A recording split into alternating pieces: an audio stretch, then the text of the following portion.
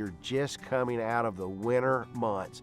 And this is the first sign of color and spring. And so I think it's just a perfect match for us that people want to get out and smell some fresh air and pick some tulips. I'm Jerry Moody. I am from Mount Pleasant, Texas. I am in the broiler business, cattle business, and the tulip business. I am technically a first-generation farmer, although from my wife's side of the family, there's tons of farmers and ranchers.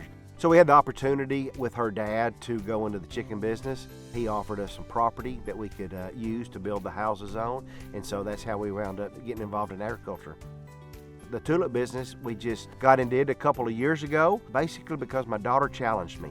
We visited a farm, a tulip farm north of the Metroplex. When we left there, I said, well, you know, we could do something like this back home.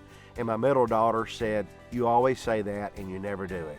And so when I'm challenged, I feel like I need to step up and meet the challenge. That was 3 years ago. And so last year was our first year with the tulips, and then now we're in our second year. For our planting zone, the tulips need to be planted sometimes in December.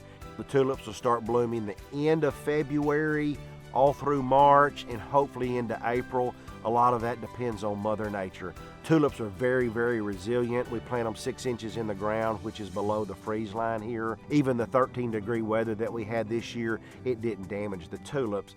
They almost can grow in just about any type of soil. Everything in that tulip is contained in the bulb, and so really the only thing we have to do is make sure they have water, and we rely a little bit on Mother Nature to make sure we have a little bit of sunshine too.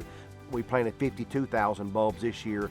We have about 30 to 35 different varieties out here. You have lily-looking tulips out there. You have double-budded tulips. Some of the tulips out there you go, that's really not a tulip, but it is. It doesn't look like your traditional tulip.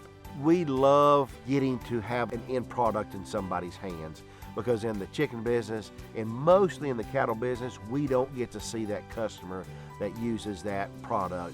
Here we get to see the customer, and 99% of the time the customer comes in smiling, and 100% of the time they leave smiling. We started this and social media just took off with it, because everybody that came to the farm took pictures and they posted it, and it just exploded. As a matter of fact, we had 2 ladies from this area that came in and picked flowers, and they said, this is the best thing we have going in this town. Having the tulips in the field brings people to the farm, and when we get people to the farm, then we can tell our story in agriculture, and we can showcase our cattle. We can show them how we're taking care of our cattle. They can just get a glimpse of what it takes to grow a product that is put on somebody's plate for them to consume.